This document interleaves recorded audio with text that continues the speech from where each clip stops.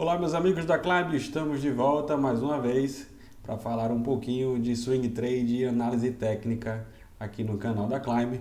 Meu nome é Alan Lima e você já sabe que o conteúdo vem logo depois da vinheta.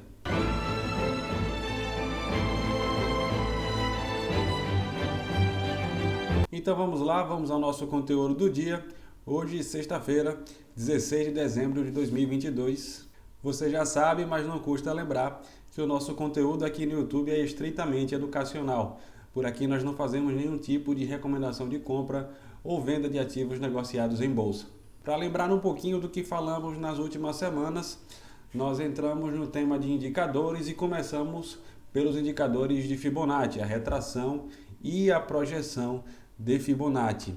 Eu falei para vocês que toda vez que a gente tem a quebra de uma tendência em vigor, a gente utiliza a retração de Fibonacci para visualizar os principais suportes ou resistências daquele range em estudo. Falei também que sempre que a gente tem um rompimento de um pivô ou de uma zona de congestão, a gente pode utilizar a projeção de Fibonacci para estipular alvos futuros do movimento de preço em vigor. No caso aqui da imagem, a gente tem um pivô de alta, a gente mede essa pernada 1 e projeta aqui a partir do topo.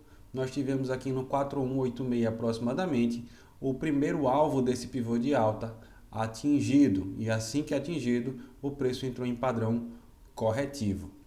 E hoje, cumprindo a promessa feita no vídeo passado, eu queria conversar com vocês um pouquinho sobre gerenciamento de risco. É um tema bem sensível, é algo muito pessoal que vai de cada operador, a forma como o gerenciamento é feito, como é que as regras são elaboradas, mas na minha visão, o gerenciamento de risco é o pilar mais importante dos 3 pilares que nós utilizamos para nossas operações. Para relembrar o que falamos lá no segundo vídeo, eu disse a vocês que a nossa atividade ela se estrutura em 3 pilares fundamentais: técnica, emocional e gestão de risco. E por que eu digo que o risco é o mais importante dos 3 ou tem uma concentração de peso maior do que os outros 2? Por uma lógica simples. Se a sua técnica falha, ou seja, se você faz uma leitura técnica errada, você leva um stop, porque o seu stop está lá posicionado. Se o seu emocional falha naquele dia ou naquela semana, você não está num dia bom, aconteceu alguma coisa em casa, enfim, por algum motivo você não está bem psicologicamente falando, e você decide tomar uma posição, caso dê errado, você leva um stop, porque o seu stop está lá posicionado. Quando o gerenciamento de risco é inexistente ou mal elaborado, a conversa muda um pouco, porque provavelmente seu stop não estará lá ou não estará no lugar certo. Nas duas hipóteses, você vai perder muito mais do que o que você deveria perder ou do que você estaria preparado para perder. E aí é que a conversa começa a mudar, porque você começa a destruir capital de uma maneira descontrolada. E esse é o primeiro passo para você quebrar sua conta margem. Esses 3 pilares vão estar contidos no seu plano de operações, que nada mais é do que um conjunto de regras de negociação para cada um desses pilares. Aqui no gerenciamento de risco, eu vou trazer para vocês o que eu considero as principais, mas a quantidade de regras e a formatação de regras, como eu falei para vocês, é muito pessoal e vai de cada operador. Então você pode expandir o que a gente vai falar aqui hoje, como também você pode somente utilizar o que a gente vai falar aqui. O ideal é que você expanda e tenha um conjunto de regras de gerenciamento de risco o mais completo possível. Em se tratando de swing trade, a primeira coisa que a gente precisa delimitar é o quanto da nossa carteira total de investimentos a gente vai alocar para swing trade. Imagine que o swing trade é uma estratégia que você vai inserir na sua carteira, assim como buy and hold, day trade ou qualquer outra metodologia operacional que você utilize no seu dia a dia. Então, para cada parcela dessa carteira, ou seja, para cada fração operacional dessa carteira, você vai ter um gerenciamento de risco específico. Com o swing trade não vai ser diferente. Então, no primeiro momento, nós vamos delimitar o quanto da nossa carteira estará alocado para swing trade. Na nossa carteira hipotética aqui, eu vou começar a fazer algumas definições e a primeira delas vai ser definir que 20% de uma carteira hipotética de R$100 mil será alocado para swing trade. Ou seja, nós teremos uma carteira de R$20 mil para ser operado em estratégias de swing trade. Um outro ponto que nós vamos definir é o quanto dessa carteira de swing trade será arriscado mensalmente. 5%, 10%, 15%, 12%. Essa margem, essa taxa vai ser definida justamente por você que vai operar. Na nossa carteira hipotética, vamos adotar 10% como risco mensal, ou seja, a gente vai correr um risco mensal de R$2.000. A próxima definição que nós podemos adotar é o número total de operações permitidas no mês. 4, 6, 8, 10, 20 operações. Bom, novamente, vai de cada operador esse volume operacional.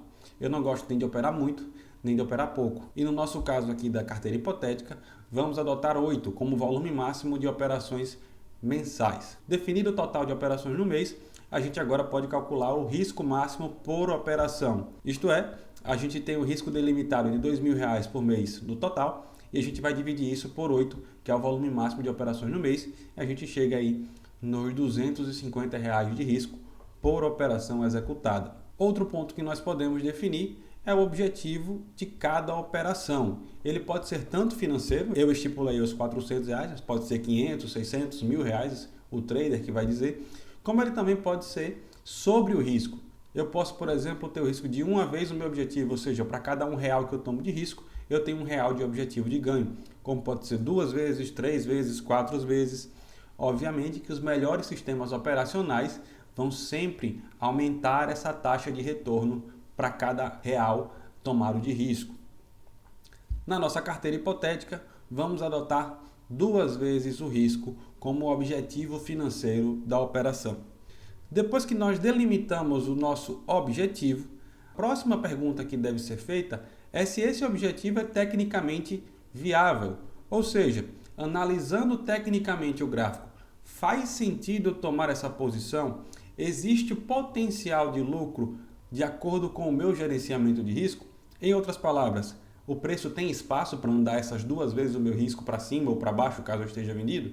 Então, é uma pergunta muito importante que basicamente vai delimitar se a gente vai operar ou não aquele trade. Uma outra regra que eu gosto bastante é condicionar as próximas semanas operacionais à atual. Como assim? Vamos supor que nessa semana eu tinha 2 operações e as minhas 2 operações foram estopadas no prejuízo, ou seja, eu fechei negativo. O que é que eu posso fazer na próxima semana para mitigar o risco, para controlar melhor as minhas perdas? Eu posso reduzir a quantidade de operações que eu vou fazer. Eu vou executar somente um trade dos 2 que eu tinha, ou eu posso também reduzir o risco pela metade. O que eu quero dizer com isso? Se eu corria um risco de R$250 por operação, agora eu vou correr um risco de R$125 por operação. Então eu continuo com as minhas 2 operações, mas o meu lote é menor. O montante alocado em cada operação é menor. Por último, mas não menos importante, a mensagem que eu trago para vocês é que sempre opere com stop loss.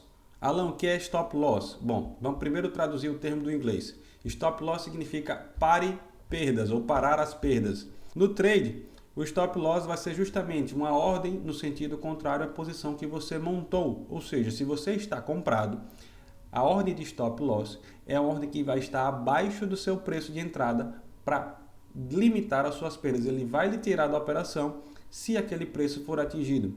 Vamos supor que você está comprado em uma determinada ação num preço de R$10. E o seu gerenciamento delimitou que você poderia perder 50 centavos por ação. Se o preço atingir os 9,50, a sua ordem de stop loss é ativada e a operação é fechada com 50 centavos de prejuízo. Neste momento eu digo para vocês, não por uma questão educacional, mas por uma questão de experiência própria, que o melhor stop é o primeiro.